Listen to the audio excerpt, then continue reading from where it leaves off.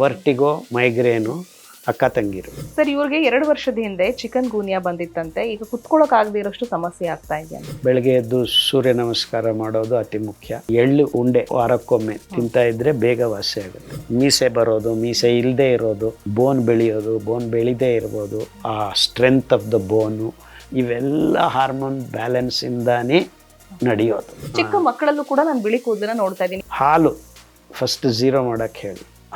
Dairy products complete ಆಗಿ ಮೂಲ ಆಹಾರ ಸಿರಿಧಾನ್ಯಗಳು. ನೀವು ನೋಡ್ತಾ ಇದ್ದೀರಾ M2 ಹೆಲ್ತ್. ನಾನು ರಕ್ಷಾ. ಇವತ್ತಿನ ನಮ್ಮ ವಿಶೇಷ ಕಾರ್ಯಕ್ರಮದಲ್ಲಿ ನಮ್ಮ ಜೊತೆ ಇರುವಂತಹ ವಿಶೇಷ ಅತಿಥಿ ಆಹಾರ ವಿಜ್ಞಾನಿ, the millet man of India ಅಂತಾನೆ ಖ್ಯಾತಿ ಪಡೆದಿರುವಂತಹ ಪದ್ಮಶ್ರೀ ಪುರಸ್ಕೃತ ಡಾಕ್ಟರ್ ಖಾದರ್ ಅವರು. ಸರ್ ನಮಸ್ಕಾರ, ವೆಲ್ಕಮ್ ಟು ದ ಶೋ. ನಮಸ್ಕಾರ ಅಮ್ಮ. ಸರ್ ಹೇಗಿದ್ದೀರಾ? ಆರಾಮ. ವೀಕ್ಷಕರಿಗೆ ಎಲ್ಲರಿಗೂ ನಮಸ್ಕಾರ. ಎಪಿಲಿಪ್ಸಿಗೆ ಏನಾದ್ರೂ ಪರಿಹಾರ ಇದೆ? ಫಿಟ್ಸ್ ಅದ್ಭುತವಾದ ನರನಾಡಿಗಳ ಸಂಯೋಜನೆಯಲ್ಲಿ ಏರುಪೇರು ಆಗಿರೋದ್ರಿಂದ ಫಿಟ್ಸ್ ಬರ್ತವೆ. There is a protocol, strict ಆಗಿ ಫಿಟ್ಸ್ ಪ್ರೋಟೋಕಾಲ್ ಅಂತಾನೆ ಇದೆ.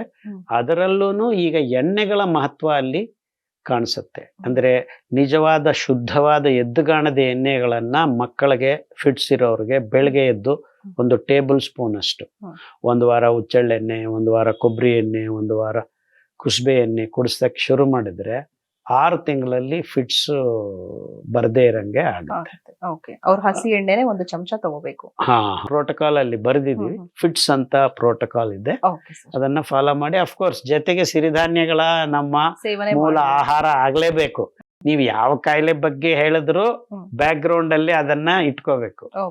ಮೂಲ ಆಹಾರ ಸಿರಿಧಾನ್ಯಗಳು. ಅಕ್ಕಿ ಗೋಧಿ ತಿಂದು ಪ್ರೋಟೋಕಾಲ್ ಅಲ್ಲಿ ಇರೋದನ್ನ ಫಾಲೋ ಮಾಡ್ತೀನಿ ಅಂದ್ರೆ ಆಗೋದಿಲ್ಲ, ಅದು ಎಫೆಕ್ಟಿವ್ ಆಗಿ ವರ್ಕ್ ಆಗಲ್ಲ. ಸ್ವಲ್ಪ ಅಲ್ಪ ಆರಾಮ ಅನ್ಸ್ಬೋದು ಅಷ್ಟೇ, but it cannot cure you. Because ಇಲ್ಲಿ ಮತ್ತೆ ಉರಿ ಮಾಡ್ತಾ ಇರ್ತಿರಲ್ಲ, ಬೆಂಕಿ ಹಚ್ತಾ ಇರೋದು ಅಕ್ಕಿ ಗೋಧಿ. ಯಾಕೆಂದ್ರೆ ಇದು ಕೆಲವು ಪ್ರಶ್ನೆ ಇತ್ತು, ನಾವು ಅಕ್ಕಿ ಗೋಧಿಯನ್ನೇ ಸೇವಿಸಿ ಈ ಕಷಾಯಗಳನ್ನ ಕುಡಿದ್ರೆ, ಅಂಬಲಿನ ತಗೊಂಡ್ರೆ ನಮಗೆ ಬೇಗ ರಿಲೀಫ್ ಸಿಗತ್ತಾ ಅಥವಾ ನಾವು ಉಪಶಮನ ಆಗತ್ತೆ ಬಟ್ ಟೆಂಪರರಿ. ಹೆಂಗೆ ಟ್ಯಾಬ್ಲೆಟ್ ತಗೊಂಡ್ರೆ ಆರಾಮಾಗಿತ್ತು ಹಂಗ ಇರುತ್ತೆ. That's not what we are talking about. So ನೀವು ಬ್ಯಾಕ್ ಗ್ರೌಂಡ್ ಅಲ್ಲಿ ಮೂಲ ಆಹಾರ ಸಿರಿಧಾನ್ಯಗಳ ಬದಲಾವಣೆ ಮಾಡಿಕೊಂಡ್ರೆ 100% ನಿಮ್ಗೆ ಲೈಫ್ ಲಾಂಗು ಆರಾಮಾಗಿ ಇರ್ಬೋದು. ಓಕೆ ಸರ್, ಇವ್ರು ಹೇಳ್ತಿದ್ದಾರೆ ಇವರ ವಯಸ್ಸು 28 ಅಂತೆ. ಪ್ಯಾಚಿ ಬಿಯರ್ಡ್ ಸೊಲ್ಯೂಷನ್ ಕೇಳ್ತಾ ಇದಾರೆ ಇವರು. ಅಂದ್ರೆ ಇವ್ರಿಗೆ ಅನ್ಈವನ್ ಬಿಯರ್ಡ್ ಗ್ರೋತ್ ಆಗಿದೆ. ಅದೇ ಅದು ಫಂಗಲ್ ಇನ್ಫೆಕ್ಷನ್ಸ್ ಇರುತ್ತೆ ಅಮ್ಮ, ಹಾರ್ಮೋನ್ ಇಂಬ್ಯಾಲೆನ್ಸ್ ಇಂದ ಆಗತ್ತೆ. ಬೇಸಿಕಲಿ ಶುಗರ್ 0 ಮಾಡಬೇಕು ಅವರು. ಝೀರೋ ಅಂದ್ರೆ ಶುಗರ್ ನ ನೋಡ್ಲೇಬಾರ್ದು ಸರ್. ಅಂದ್ರೆ ಅವ್ರ ಫ್ಯಾಮಿಲಿಲೂ ಯಾರಿಗೂ ಇಲ್ಲ, ಜೆನೆಟಿಕ್ಸ್ ಅಲ್ಲ ಅದು. It's basically fungal infections under the skin. ಆ ರೂಟ್ಸ್ ಅನ್ನೇ, ಹೇರ್ ರೂಟ್ಸ್ ಅನ್ನೇ ತೆಗೆದು ಬಿಡುತ್ತೆ. ಕೆಲವರಿಗೆ ಹೆಣ್ಮಕ್ಳಿಗೂನು ಈಗ ಬರ್ತಾ ಇದೆ ಫುಲ್ ಪ್ಯಾಚ್ ಬಾಲ್ಡ್, ಅಂದ್ರೆ ಶೈನಿಂಗ್ ಇರುತ್ತೆ ಅಲ್ಲಿ ಗಡ್ಡದಲ್ಲೇನು ತುಂಬಾ ಜನಕ್ಕೆ ಆಗತ್ತೆ. It is because of the hormonal changes and fungal infections. ಅದನ್ನ ಹೇಗೆ ಅವರು ಸರಿ ಮಾಡ್ಕೋಬಹುದು? ಹಾರ್ಮೋನ್ ಇಂಬ್ಯಾಲೆನ್ಸ್ ಪ್ರೋಟೋಕಾಲ್ ಇದೆ, ತುಂಬಾ ಜನಕ್ಕೆ ವಾಸಿ ಮಾಡ್ಕೊಂಡಿದೆ. ಹುಡುಗರು ಹುಡುಗಿರು ಎರಡು ಆ ಪ್ರೋಟೋಕಾಲ್ ಬಳಸಿದ್ರೆ ಅವರಿಗೆ ಪರಿಹಾರ ಸಿಗುತ್ತೆ. ಖಂಡಿತ ತುಂಬಾ ಜನಕ್ಕಿದೆ, ತುಂಬಾ ಜನಕ್ಕೆ ವಾಸಿ ಮಾಡ್ಕೊಂಡಿದ್ದೀವಿ. ಅಂಡ್ ನೀವು ಬೇರೆ ಸಿಸ್ಟಮ್ಗೆ ಹೋದ್ರೆ ಅವರು ಮತ್ತೆ ಸ್ಟೆರಾಯ್ಡ್ಸು ಅದು ಇದು ಹಚ್ಚೋದು ಇದೆಲ್ಲ ಮಾಡ್ತಾರೆ. ಅದರಿಂದ ಯಾವ ಉಪಯೋಗನೂ ಇಲ್ಲ. ಟೆಂಪರರಿ ರಿಲೀಫ್ ನಿಮಗೆ ಸಿಗ್ಬೋದು, ಮತ್ತೆ ಆಗ್ತಾ ಇರುತ್ತೆ. ಒಂದು ಪ್ಯಾಚ್ ಹೋಗಿ ಇನ್ನೊಂದು ಪ್ಯಾಚ್ ಬರುತ್ತೆ. ಸರ್ ಇವ್ರಿಗೆ 2 ವರ್ಷದ ಹಿಂದೆ ಚಿಕನ್ ಗೂನಿಯಾ ಬಂದಿತ್ತಂತೆ. ಈಗ ಕುತ್ಕೊಳ್ಳೋಕೆ ಆಗದೆ ಇರೋಷ್ಟು ಸಮಸ್ಯೆ ಆಗ್ತಾ ಇದೆ. ಹೋಮಿಯೋಪತಿಯಲ್ಲಿ ಡಾಕ್ಟರ್ ಹತ್ರ ಹೋಗಿ ಒಳ್ಳೆ ಔಷಧಿ ತಗೊಳ್ಳಿ, ಇಮಿಡಿಯೇಟ್ ರಿಲೀಫ್ ಸಿಗುತ್ತೆ. ಅದ್ರ ಜೊತೆಗೆ ಸಂಧಿವಾತ, ಕೀಳು ನೋವು ಅಂತ ಒಂದು ಪ್ರೋಟೋಕಾಲ್ ಇದೆ ಪುಸ್ತಕದಲ್ಲಿ. ಅದನ್ನ ಬಳಸಿದ್ರೆ ಪೂರ್ತಿ ಪರಿಷ್ಕಾರ ಸಿಗುತ್ತೆ ಅವ್ರಿಗೆ. ಅಂಡ್ ಅಗೈನ್ ಮೂಲಭೂತವಾಗಿ ವಿಟಮಿನ್ ಡಿ ಪೂರ್ತಿ ನಾಶ ಆಗಿರುತ್ತೆ ಅವ್ರಿಗೆ. ಸೊ ಬೆಳಗ್ಗೆ ಎದ್ದು ಸೂರ್ಯ ನಮಸ್ಕಾರ ಮಾಡೋದು ಅತಿ ಮುಖ್ಯ. ಅಂಡ್ ಎಳ್ಳು ಉಂಡೆ ವಾರಕ್ಕೊಮ್ಮೆ ತಿಂತಾ ಇದ್ರೆ ಬೇಗ ವಾಸಿ ಆಗುತ್ತೆ ಅವ್ರು. ಅಂಡ್ ಎಳ್ಳಿನ ಎಣ್ಣೆ ಎದ್ದುಗಾಣದ್ದು ಹಚ್ಕೊಂಡು ಬಿಸಿಲಲ್ಲಿ ನಡಿದ್ರೆ ಬೇಗ ವಾಸಿ ಆಗುತ್ತೆ. ಸಿರಿಧಾನ್ಯ ಊಟ, ಆ ಪ್ರೋಟೋಕಾಲ್ ಫಾಲೋ ಮಾಡಿ. ಸರ್ ಇವ್ರಿಗೆ ಹೀಲ್ ಅಲ್ಲಿ ಕ್ಯಾಲ್ಸಿಯಂ ಡೆಪಾಸಿಟ್ ಆಗಿದೆ ಅಂತ ಎಕ್ಸ್ರೇ ಕ್ಯಾಲ್ಕೇರಿಯಲ್ ಸ್ಪರ್ ಅಂತಾರೆ ಅದನ್ನು. ಅದು ಕಾರ್ಟಿಲೇಜ್ ಆಗಿ ಶುರು ಆಗತ್ತೆ. ಅಂದ್ರೆ ಈಗ ಮೂಗು ಇದು ಬೋನೆ, ಆದ್ರೂ ಸಾಫ್ಟ್ ಆಗಿದೆ. ಇದನ್ನ ಕಾರ್ಟಿಲೇಜ್ ಅಂತಾರೆ.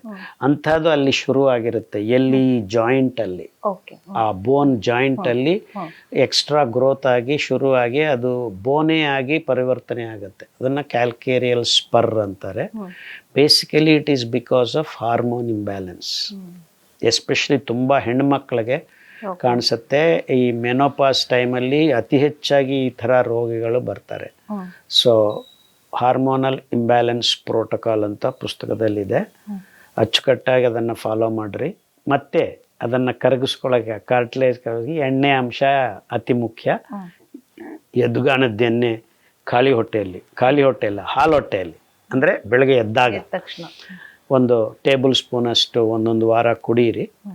ಬದಲಾವಣೆ ಮಾಡಿಕೊಂಡು ಒಂದು 4-5 ಎಣ್ಣೆ ತಗೋಬೋದು. ಕುಸುಬೆ ಎಣ್ಣೆ ಒಂದು ವಾರ, ಕೊಬ್ಬರಿ ಎಣ್ಣೆ ಒಂದು ವಾರ, ಹುಚ್ಚೆಳ್ಳೆಣ್ಣೆ ಒಂದು ವಾರ, ಕನಿಷ್ಠ 3 ಎಣ್ಣೆ ತಗೊಂಡ್ರೆ 6 ತಿಂಗಳಲ್ಲೇ ಅದು ಕರಗಕ್ಕೆ ಶುರು ಆಗುತ್ತೆ.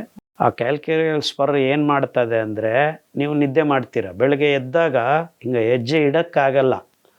ಒಂದು 10-15 ಹೆಜ್ಜೆ ಅಲ್ಲ, ಕೆಲವರಿಗೆ 10 ನಿಮಿಷ ಗೋಡೆ ಇಟ್ಕೊಂಡು ನಡಿಬೇಕಾಗತ್ತೆ. ಅಷ್ಟು ತೊಂದರೆ ಕೊಡುತ್ತೆ ಅದು. ಸರ್, ಅದು ವೆಯ್ಟ್ ಜಾಸ್ತಿ ಇದ್ರು ಒಬೆಸಿಟಿ ಇದ್ರು ಕೂಡ ಬರುತ್ತಾ? ಇಲ್ಲ, ಒಬಿಸಿಟಿಗೂ ಅದಕ್ಕೂ ಸಂಬಂಧ ಇಲ್ಲ. ಒಬಿಸಿಟಿ ಇದ್ರೆ ಪ್ರಾಬ್ಲಮ್ ಜಾಸ್ತಿ ಆಗುತ್ತೆ. ಬೆಳಿಗ್ಗೆ ಎದ್ದಾಗ ತುಂಬಾ ಕಷ್ಟ ಆಗುತ್ತೆ. ನೀವು ಸ್ವಲ್ಪ ವೆಯ್ಟ್ ಕಮ್ಮಿ ಇದ್ರೆ ನಿಮ್ಮನ್ನು ನೀವು ಮ್ಯಾನೇಜ್ ಮಾಡ್ಕೋಬಹುದು. ಬಟ್ ಸಣ್ಣಗಿರೋರ್ಗು ಹಾರ್ಮೋನ್ ಇಂಬ್ಯಾಲೆನ್ಸ್ ಆಗಿ ಕ್ಯಾಲ್ಕೇರಿಯಲ್ ಸ್ಪರ್ರಿಂದ ನಡೆಯೋಕ್ಕಾಗದೆ ಇರ್ತಾರೆ. ಕೆಲವರಿಗೆ ಸುಮ್ಮನೆ ಈಗ ಒಂದು 10 ನಿಮಿಷ ಕೂತ್ಕೊಂಡು ಎದ್ದಾಗಲೂ ಅದು ತೊಂದರೆ ಕೊಡುತ್ತೆ, ಅದು ಮೋಸ ಆಗುತ್ತೆ. ಸೊ ಅದನ್ನು ಹಾರ್ಮೋನ್ ಇಂಬ್ಯಾಲೆನ್ಸ್ ಪ್ರೋಟೋಕಾಲಲ್ಲಿ ಖಚಿತವಾಗಿ ವಾಸಿ ಮಾಡ್ಕೋಬೋದು. ನಿಮಗೆ ತಮಾಷೆ ಅನಿಸ್ಬೋದು, ನೋಡಪ್ಪ ಮೂಲೆ ಬೆಳೀತಾ ಇದೆ ಅಂದರೆ ಹಾರ್ಮೋನ್ ಇಂಬ್ಯಾಲೆನ್ಸ್ ಅಂತ ಅನ್ಕೋತೀರಾ ಅಂತ.